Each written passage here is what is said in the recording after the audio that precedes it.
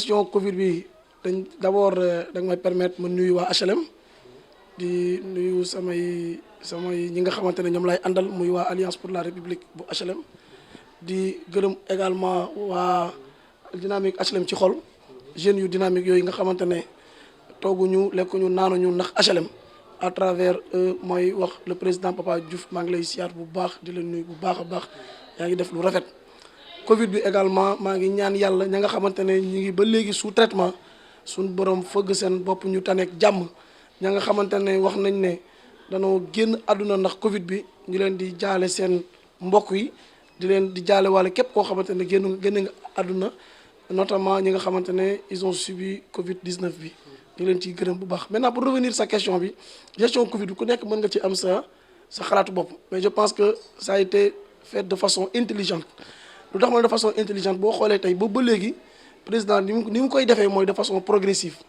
léegi nag loolu des fois am na ñoo xam ne duñ ko comprendre dañuy defee ne renier sa bopp la déedéet waxtu wu ne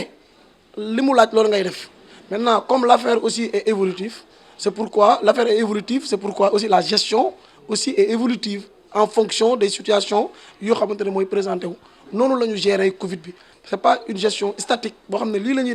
def non bu situation changé dafay changer. Donc Sénégalais yi bari ñëw mënuñoo comprendre gis ne ba affaire bi tolloo ba mbas bi gën a yokku kii cas yi gën a bari gouvernement bi gën a yombal gën a wàññi yolomal loxoom si mesure yi mu jëloon pour xeex ak mbas bi te loolu noo koy jàngate Sénégalais yi bari moom il n'arrive pas à comprendre quoi loolu nu mu demee noonu. waaw xam nga c'est vrai que boo xalaatee noonu rek nga ne bi muy tuuti dañoo def ay mesures bi muy gën a bare décès di bari lépp di bari dañoo lâché mais en réalité analyse bi du foofu analyse bi fi mu war a def mooy bi ñuy am cas yu ndaw y avait une maîtriser wuñu woon totalement feebar bi xamuñu woon feebar bi lan la xamuñu woon feebar bi nan lay lawee donc il faut que nga def ay barrières strictes pour que mu bañ a law loolu mooy première analyse donc boo demee nag ba maîtriser ko ba xam nan nga koy contourner bu la neexee da ngay lâcher pour mën a maintenant parce que am nga connaissance réelle de la gestion de la pandémie bu njëkk bi amoo koon mooy première analyse deuxième analyse y a la question économique aussi ça il faut oser le dire tey jii nii mënuñu tëj nit ñi te nit ñi président c'est vrai que mi ngi leen di jàppale état laay wax sax mi ngi leen di jàppale à travers force Covid bi di leen di jàppale sur les questions sociales mais les questions économiques il faut que aussi pays bi à un moment donné mu noyyi donc gannaaw bi ñu restreindre à cause de la non maîtrise de la maladie bi ñu demee ba ci biir ba comprendre ko dinañu laaj mais également il y a aussi côté économie donc bu ñu ko tëjee di ko tëjee on va aller vers 1% ou bien vers même une régression économique donc loolu la ñu comprendre loolu moo tax ñu lâché tuuti te gis nga bi ñu lâché suñu économie mi ngi noyyiwaat nit koom-koom baa ngi dugg nit yaa ngi liggéey ñi ngi am lu ñu dund ndax mënoo daw jàngoro nag ba dee parce que amoo loo lekk loolu aussi c'est dangereux donc état la gestion de l'état du yëfu caaxaan kese du yëfu caaxaan. da ngay def balance def équilibre entre kii ak kële mi ngi mel ni entre ñaari nit kii day bëgg lii waaye li muy bëgg c'est en fonction de sa position kii di bëgg lële li muy bëgg c'est en fonction de sa position maintenant l'État est là pour réguler pour équilibrer les deux positions parce que moom la ñu fal pour mu sóoraale ñaar ñooñu ñëpp nga xamante ne ñoom seen position rek loolu la ñuy gis donc la gestion de la Covid intègre cet équilibre gestion santé et gestion économie. volet social bi nga tudd sax fa la ñuy daanale ndax gis nañ ne Mansour Faye moom lañ jox ñu wàllum ceeb bi ak séddale bi yëpp te gis nañ coow li si am yëpp si dem ak dëkk bi ñu jox ko kii di Diop si yenn Sénégalais nee na ñoom jotaguñu seen wàll te yenn ceeb gi yenn ñu mu demee daal marché bi nañ ko octroyé tamit ak ñu jëndee ceeb bi yëpp Sénégal daal maanaam daal yéen seen gouvernance daal daa mel ni scandale sur scandale la. da ngay poser question wala da ngay affirmer ah d'accord danaa toog en fait damay rectifier tout un peu Mansour Faye en réalité ñi ngi jox loolu ministère bi nga xamante ne moo yor solidarité nationale yor équité territoriale yor équité sociale moom lañ jël ñu jox ko pour que mu nag mu am une gestion équitable maintenant ce ministre là il s'appelle Mansour Faye donc il faut pas que ñu ne Mansour Faye lañ ko jox ministre ba lañ ko jox ministre bi tudd Mansour Faye bu nekkoon ministre bu tuddoon Abdou Ndiaye lañ koy jox bu tuddoon Aziz Ndiaye lañ koy jox bu tuddoon Papa Diouf lañ koy jox loolu aussi jar naa leeral parce que des fois da ngay gis ñoo xamante ne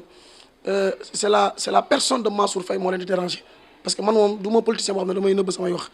mu leer c'est la personne de Mansour Faye pourquoi ça dérange parce que c'est le beau-frère du président alors que c'est un ministre qui travaille c'est un Sénégalais comme ñun ñëpp boo xamante ne mi ngi def liggéeyam loolu noonu bu ñëwee biñ koy fal xamuñu woon ni Covid dina ñëw biñ koy fal xamuñu woon ni mesure économique yi danañ ko mesure sociale yi danañ ko jël. donc bu fekkee ne fal nañ ko pour mu def liggéey boobu lii ñëw mënuñu ko jox keneen mu ngi mel ni tey gestion couvre-feu gi yooyu mais Aly Ngouille Ndiaye lañ ko jox parce que c'est le ministre de l'intérieur. les restrictions ci côté transport ñi ko jox ki tudd Omar Youm parce que Omar Youm mooy ministre des transports noonu la amee loolu tamit may andi précision boobu. deuxième chose mooy gestion bi ku nekk nag mën nga ci am gis-gis waaye xam nga liñ nar a séddale Sénégal gi yëpp kooku moom bi ñuy tàmbali séddale balaa ñoo egg ci yow mën ngaa yuuxu man gis naa HLM fii ñi nga xamante ne daan nañ ne yéex na mais mi ngi commencé dugg fi te nit yaa ngi jël seen i ndimbal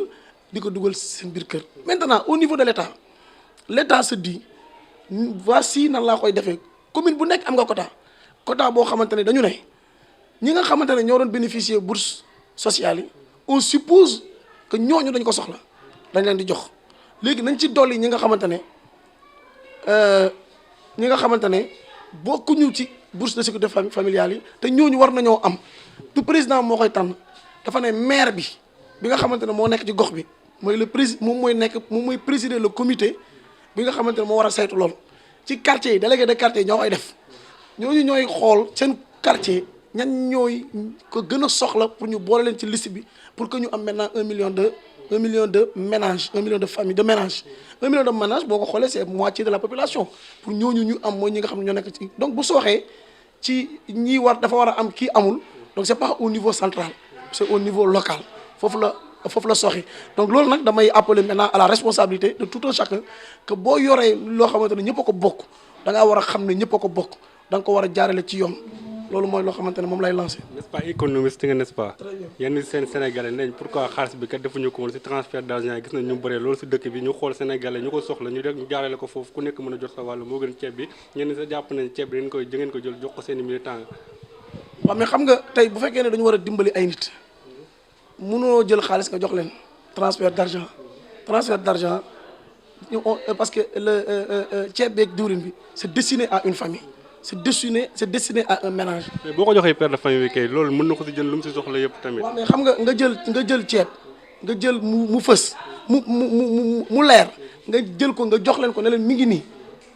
dañ leen di jàppale ci lii mais loolu moo gën a am impact ci la ñuy gën a gis seen bopp pour ñu def ko. maintenant la question qui se pose est-ce que war nañ koo fësal wala waruñu koo fësal loolu aussi c'est une question qu'on doit se poser mais xam nga ce Sénégal dañu nekk dëkk boo xamante ne nit ñi. am na ñoo xam ne bu ñu yeewoo ñoom dañuy xool ay bëtu critique rek la ñuy yor moo tax te booy gérer sa xaalisu bopp comme ñun dinañ ci ñëw ba ma laajee ci biir dynamique bi Papa Diouf nga xam ne mooy président dynamique HLM ci xol bi muy joxee ndimbalam fii ci HLM daf ko def ci sutura ci pendant couvre-feu bi joxe ko mais loolu xaalisam la moom waaye nag état nga xam ne da ngay gérer xaalisu ñëpp dafa war a leer parce que transfert boobu noonu yow xamoo ndax joxe nañ ko xamoo ndax joxuñu ko tey nit mën a taxaw ne man jotuma dara mais ki jot ceeb jot diwlin jot macaroni jot loo xamante ne dafa leer parce que ça aide aussi à la transparence parce que demain il y aura reddition des comptes mais ki ne man jotuma transfert noo koy justifier que jotul transfert pour mu leer il faut les donner des aliments yoo xamante ne dafa leer dañ koy gis parce que c'est xaalisu réew mi yëpp la kenn mënul toog rek di def ay transfert d'argent loolu mënul nekk. si mouvance présidentielle nga bokk yaay président yaay directeur du logement n'est-ce pas de l'habitat n'est-ce pas. léegi gis nañ ne instant yi nañ seen biir parti APR yëngu na lool ginnaaw bu Moustapha Cissé Lo yëkkati ay kaddu teg ko si kii di Diouf Sarr gis nañ ne Farba Ngom tamit génne yeneen kaddu tamit teg ko kii si waajuru kii di Moustapha Cissé Lo am yeneen audio tamit yu fuité génn daal ba seen parti daal jamono ji instant yi nii ñoom daal ñooy def buzz comme ni ko xale yi di waxee te gis nañ ne actuellement nii tamit kii di Moustapha Diakhaté moom lañ jëkk a dàq indiwaat nañ dàqaat kii di Moustapha Cissé Lo est-ce que nekkul li matoon parti démocratique sénégalais nekkul moo leen di yoot yéen ñi waa APR. waaw xam nga d'abord may jéggalu askan bi yëpp ci kaddu yi nga xamante ne dégg nañ ko te du ay kaddu yu rafet te loolu ça ne colle pas avec l'image du président Macky Sall président Macky Sall kenn mësu koo dégg mu wax ju ñagas waaye nag un parti au pouvoir c'est comme ça un parti au pouvoir dafay bouillonnant parce que parti bu mag lay doon APR tey parti bu mag la dafay bouillonnant y a des fois des intérêts crypto personnels yoo xamante ne ñii dañ koy jouer loolu c'est très normal mu am maintenant d'accord ma nag ci kaddu yi moo tax ma jéggalu man en tant que Alliance pour la République may jéggalu ci population yi nga xamante ne dégg nañ kaddu yoo xamante ne du kaddu yu teggine waaye bu yoon maam bi loolu garaawul loolu parti la rek parti boo gis loolu dafay am maintenant le président Macky Sall am na mat goo xam ne moom da koy régler fi mu ko war a régler un parti nag kenn ñaanul soustraction dañuy ñaan ñuy yokk ñuy massif parce que loolu la ñu président sant te ñun ci loolu lañ nekk ci gox yi waaye képp koo xamante ne nag ay kaddu la yoo xamante ne dafa war a yàq parti bi comme yow ni nga koy gisee tey nga ne diw moo wax lu ñaaw te ci suñ la bokk danañ wone ni kaddu yooyu moom la engagé wul suñ parti parce que président Macky Sall en tout cas ñun de dafa ma jugement ci kenn mais le président Macky Sall moom ku baax la ku yaru la ñëpp seede nañ ko même bu y a des critiques par-ci par-là mais ñëpp d'accord nañ ne c'est une personne correcte et ñun war nañ roy ci moom ndax moom mooy suñu kilifa waaw. ok mën nañu jàpp ne kon nekkul li matoon PDS nekkul moo leen matt n'est-ce pas. waaw ñaanu en tout cas man ñaanuma yàlla loolu mattuñu te xawma sax lu mattoon PDS donc mais en tout cas daal xam naa ni président Macky Sall nit ku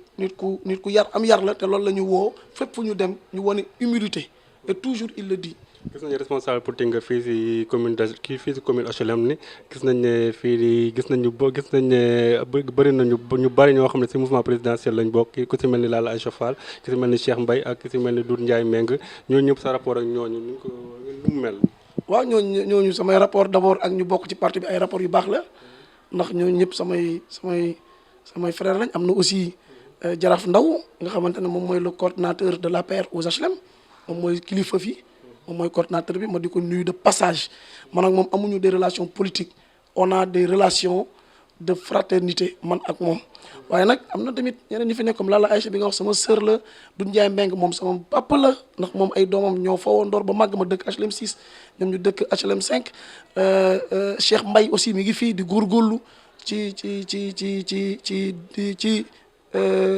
pekkaaru président Macky Sall di ko ci jàppale am na ñeneen ñi nga xamante ne ñi ngi góorgóorlu mais man relation bu baax laa am ak ñoom ñëpp samay frère lañ samay sœur lañ ak samay pap ñoo fi nekk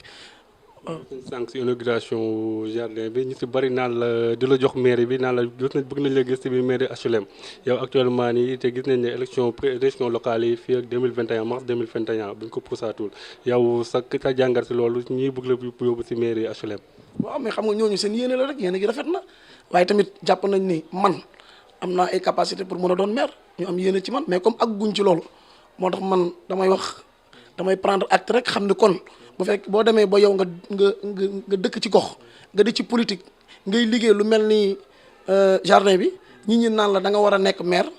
parce que dañ jàpp ni yow li nga xamante ne ñoom loolu la ñuy soxla ci maire yow yaa ngi ciy dox donc loolu dañuy sant yàlla gën a góorgóorlu waaye ñun encore une fois damay wax ne un homme politique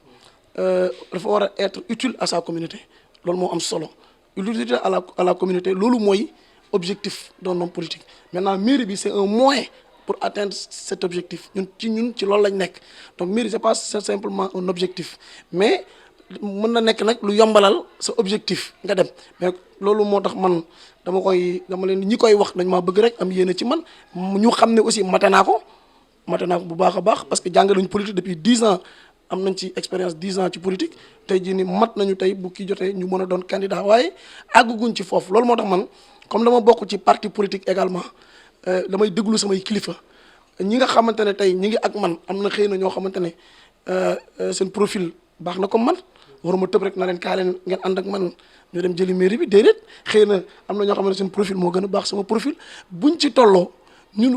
ñun ñi nga xamante ne ñoo war a ànd danañu ànd ñu ngi fi tudd ñëpp danañu ànd ñu toog waxtaan ñu xool kan mooy meilleur profil pour ñu jiital kooku xëy na nag li ma la mën a wax mooy ci ñuy toog di waxtaan xëy na man danaa ci bokk pour wax ne man de bëgg naa nekk candidat à la candidature mais aujourd'hui personne n'est candidat à la mairie. dañuy wax ci gestion Pape Seck mooy actuel maire HLM gis nañu fan yële ne le jeune marché bi si boppam génn nañ di manifester wu nee ne place yi leen di jaayee 250 bi dafa cher loolu fan yi tam ñu gisaat jeunes yi waa ñu dëkk biir HLM génnaat ne yenn bâche yi yenn tentes yi du yegg si ba si garage Guédiawaye loolu noo ko jàngatee gestion Pape Seck surtout ak nga gis jeunes yi tamit génnaat taxawaat tamit HLM tamit. xam nga gestion Pape Seck man conseil municipal la moo tax am na yoo xamante dama ci am réserve ñun boobu ba léegi man li may politique yi mooy damay fexe nekk dans l'optique de la construction bañ a nekk dans l'optique de la dénonciation